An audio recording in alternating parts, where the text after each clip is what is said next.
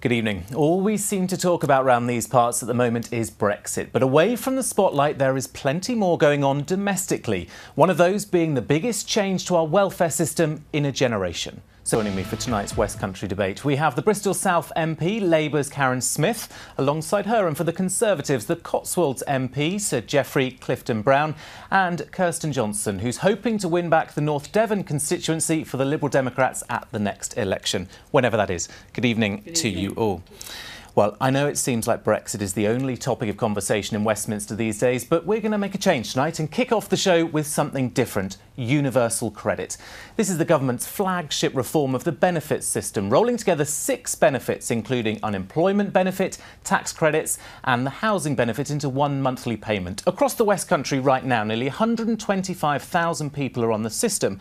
Plymouth has the highest proportion with more than 12,000, and Swindon comes in second. Smith, Labour has called for a pause in the rollout of universal credit. If we can just start this by stepping back away from the political divides here, the very basic principle of universal credit, monthly payments, helping people back into work, is that the right kind of benefit system for this day and age? Well, I think there was a lot of optimism around trying to help people back into work, and I mean, that's a good thing. Most people want to work. There's a lot of dignity in work for supporting your family.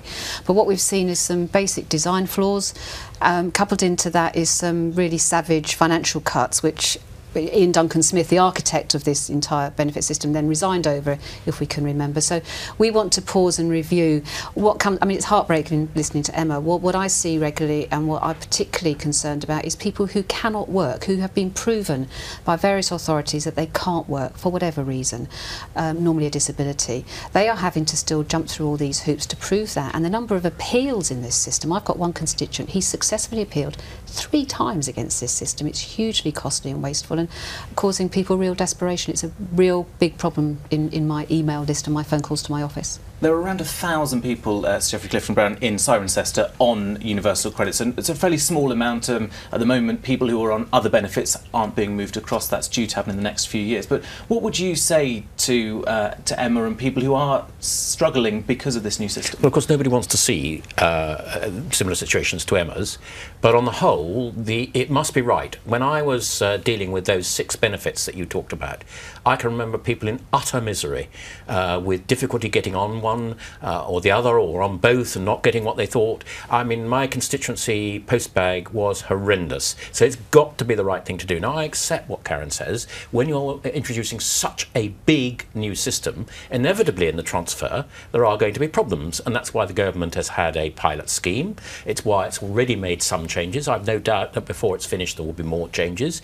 But it's got to be the right thing to do to try and simplify it. And at the same time, give somebody a dedicated person trying to help them where it's applicable to get into work, because where you've got a breadwinner in the family, families tend to be better off. But it is 6 years now. It's 6 years. Well, it's a very big change. I mean, what we're going to do is stay as we were under Labour, where the benefits bill went up by £80 billion in real terms in today's money, or do you try and do something different? And that's what we're trying to do here, and I think ultimately it will benefit some of those, like Emma. Ultimately it will benefit them. Kirsten, let's bring you in. Sir Vince Cable, your party leader, has said he wants the rollout paused, not universal credit got rid of. Yes. Would you agree with him? Yeah, the concept of universal credit is a good one in that it does bring benefits together so that people get a single payment. So we're fine with that.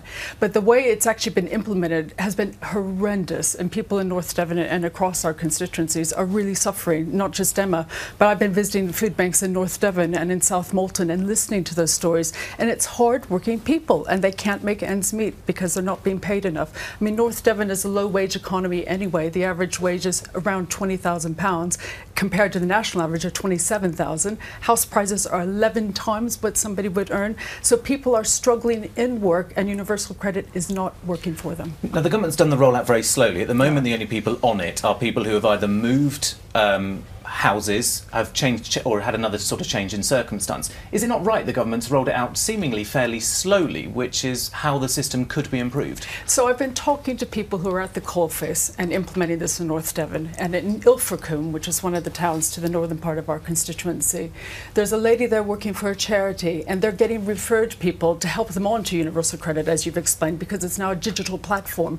And she says people coming through the door don't have basic computer literacy, so they need someone to sit next to them, guide them through the process. That's right. She's gotten onto North Devon Council and saying, wait a minute, you're supposed to be doing this for them. They've said that Department of Work and Pensions have cut all the funding, or at least cut it back to such a scale that they have to refer people to the charity who doesn't have enough resource to help people get on the platform. What Lib Dems are saying is that rather than telling people they have to apply for Universal Credit if they're on existing benefits, this migration platform that the Conservatives have suggested, we should automatically put them onto Universal Credit and take that bit out of the system so that there isn't a gap in payments. That's the problem, that people are having to wait for these payments. And one of the campaigners to close that gap in payments, and extra money has been put in by the Chancellor in the most recent budget. Johnny Mercer, the Plymouth Moor View MP, was one of those who's campaigned for a change. Let's quickly hear from him.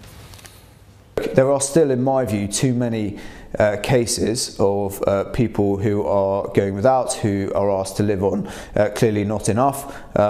You know, there are too many mistakes for me to comfortably say that this policy is being done properly, which is why I work so hard whenever these cases come out to understand exactly what has gone wrong, to fix it, because for me this is a good policy, it is a life-changing policy, it is a policy that should be the defining marker of a modern Conservative party. So Geoffrey Clifton. Yeah, so can I answer that? Yes. So that's why the government have made changes, as I indicated in my opening remarks. The Chancellor's given £1.5 billion to try and reduce... Is that enough? Maybe not, I don't know, but it has had the effect of reducing from 6 to 5 weeks. He's given £39 million to citizens' advice bureaus to do exactly what Kirsten was complaining about, to give people the help. It may not be enough, but at least it's a start to give people the help filling in these forms. And don't forget, I sit, as Karin used to, on the Public Accounts Committee. This is a vast amount of money this benefit's going to cover, £60 billion. Karin knows from sitting on the Public Accounts Committee, we have to be sure that this money is going to those who it's intended for. We cannot afford to have fraud in the system, which is why we have to have proper checks. Now, the government has paused its rollout to everyone who is on another sort of benefit system. And you will soon be asked in the House of Commons to allow a few thousand to be transferred before allowing the rest of the nearly 3 million people. Is it right the government's doing that? Will you be able to support that? We would like a greater pause and review of the system, because there are some basic design flaws in the system as well. The government has made changes, but they're not enough. Look, we've had a number of what's surprising me in my office is that despite all the pilots, we're still uncovering new problems. Some of that's to do with bureaucracy, it's to do with the interplay between, for example, the tax office, HMRC, and the City Council, or the DWP.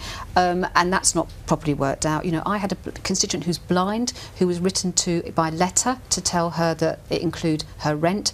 These are basic things that are affecting people. I mean, I would agree with Johnny, each case is coming forward and throwing up some new things. That's why we think there are some basic design flaws.